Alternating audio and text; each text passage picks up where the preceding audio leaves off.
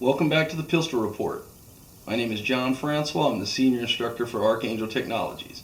And in our last video, we discussed proper grip and handling of a handgun.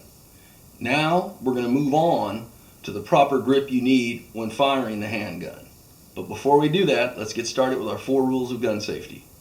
Firearms always loaded. Don't put your finger on the trigger until you're ready to shoot.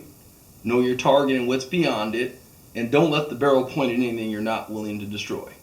Now that we have that, let's get right to it.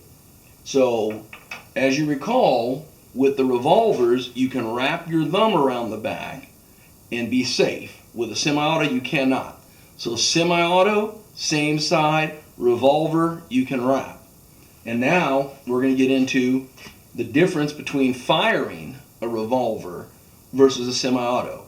And a quick side note, this firearm has a chamber flag in it, but I want everybody to notice that there's also a magazine seated in it. So whenever you look at a firearm to make sure it's loaded, just remember the machine is fueled on cartridges. And so you want to make sure the fuel or the cartridges are always removed, because if you were to pick a firearm up that had a loaded magazine in it, even if the chamber flag's in it, when you pull that back, if it grabs another cartridge, you now have a loaded firearm. And I know accidents have occurred because of that. So it's just a quick precaution. So what we're going to do is cover the grip when shooting a semi-auto. And it's different because the semi-auto actually has a slide that moves along the rails.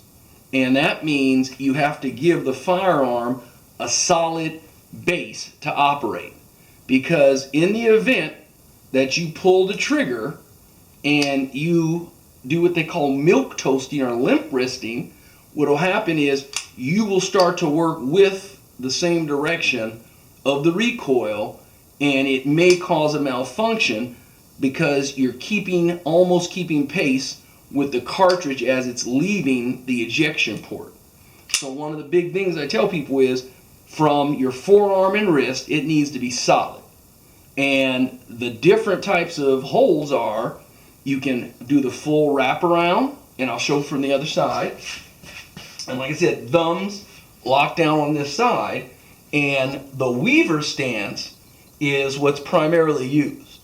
And in the weaver stance, you're creating isometric tension between the support hand and the shooting hand. So you're pushing with the firearm towards the target and pulling back with the support hand, creating a isometric balance so that the firearm is stable. Once you have that good straight arm and wrist, when you fire, no one is strong enough to stop the recoil. So you have to just be able to do follow through, which is once you receive that recoil, you follow through is bringing your sights and sight picture back to where you want it. And that's all you can do, because all handguns are going to have barrel flip. And our muscles just can't react fast enough to stop that. And so what you see is people trying to anticipate it, and that's when you start seeing rounds go low, when they're trying to keep the barrel down because they're anticipating the recoil. So once again, that proper shooting grip is the arm completely straight, good firm grip. You don't want a death grip, but you want a good firm grip. The support hand wraps, and you get that isometric tension. So remember, you can accidentally milk toast or limp wrist the pistol, which can cause malfunctions because you're actually stealing energy from the slide as it's going back if you're going in the same direction. So we're going to move on to the revolver now. With the revolver, because it does not have a slide that moves back, it's not that important to make sure the wrist is straight. For accuracy and for technique, you should do the same thing as you would with a semi-auto. But you're not going to cause a malfunction by limp wristing or milk toasting the firearm. So with a semi-auto, you have to really brace yourself and keep that forearm and everything straight to make sure that you have a steady platform for that firearm.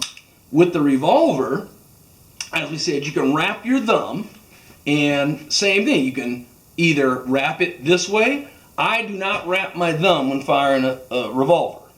I do the same thing I do with a semi-auto. Thumb's the same side, and I use the same isometric tension that I would with a semi-auto. So if anybody has any questions about anything like this, please put it down in the comments. Until next time, take care.